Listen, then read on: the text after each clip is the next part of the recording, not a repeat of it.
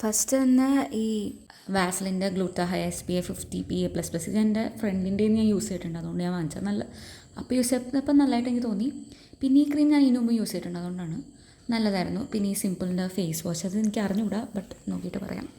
പിന്നെ health ഗുഡ്നെസ്സിൻ്റെ shampoo ഞാൻ ഒരു ബോട്ടിൽ ആക്ച്വലി കംപ്ലീറ്റ് ചെയ്തത്. ആ ബോട്ടിൽ കുറേ നാൾ നിന്നായിരുന്നു, നല്ല ഷാമ്പു ആയിരുന്നു. ഈ കണ്ടീഷണർ ഞാൻ യൂസ് ചെയ്തിട്ടില്ല, ഷാമ്പു നല്ലതായിട്ട് വാങ്ങിച്ചാൽ. പിന്നെ ഈ റോസ്മേരി വാട്ടർ, അതും യൂസാക്കാൻ നോക്കിയിട്ട് പറയാം.